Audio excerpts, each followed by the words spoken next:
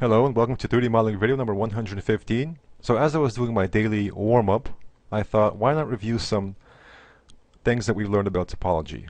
Just a simple review.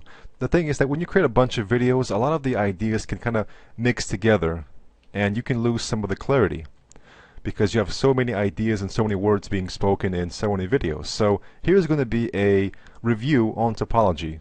Some of the most basic things that you need to know to get started creating some interesting hard surface models.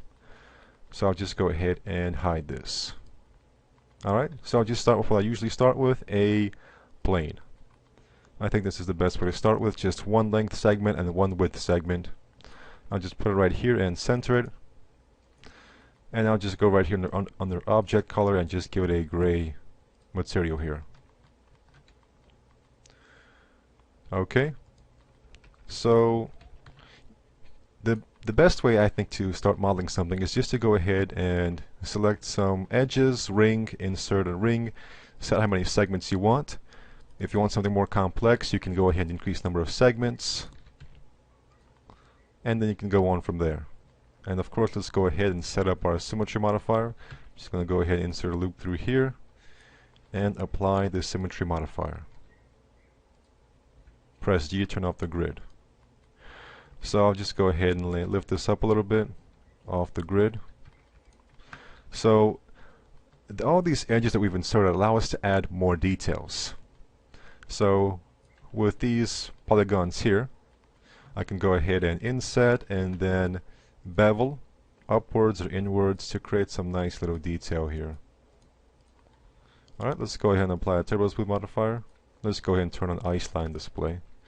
Alright, so here's some basic detail. This kind of geometry is good for adding detail and visual interest in your hard surface geometry. Alright, and then if you want to add a little bit of sharpness, you can go in here and insert a loop through here using Swift Loop tool. Alright, so I'm going to go ahead and put edit poly on top of symmetry, and I'm going to show you how we can quickly modify our detail. So as you can see right now, we've got this kind of detail happening with it coming down here and being, very round. However, if I go ahead and select the inside of this and inset, and inset a loop through here as well, or what I'll do is I just go ahead and remove this and start again, and just go ahead and create two segments here. Use the pinch option to move them further apart, and I'm going to go ahead and press spacebar. Now, I've told you that the spacebar is what you use to turn on show end result, but that may not be what it's set to by default. I can't quite remember what the default shortcuts are. I know that by default Alt-C is cut, but I'm not quite sure what the default show end result toggle is. So I use spacebar because it's just very convenient for my fingers. I can just easily use my left thumb to just press spacebar and activate that. But if you would like, you can go under Customize and Preferences, or actually Customize and Customize User Interface, and let's see what it's called exactly, Show End Result On or Off. So to find a shortcut here, it can sometimes be a difficult process, but you just have to know what you're looking for.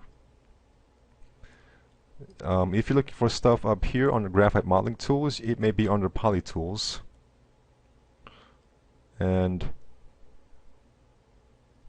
so if you're looking for example, Graphite Modeling Tools, you see under G, we don't have it here. So it's under a different setting. It's under Poly Tools or Ribbon Modeling.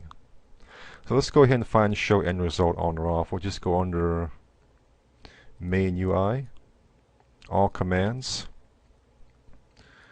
I'm going to go ahead and press S to skip to the S section, SH to skip to the SH segment, and here we go. Show End Result. As you can see, I have it set to space.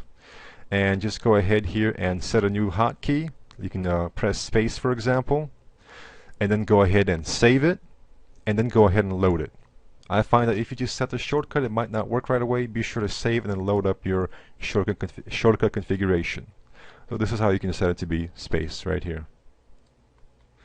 So because of these changes, because I've gone and inset this, you can see that it now gives us a different looking result here.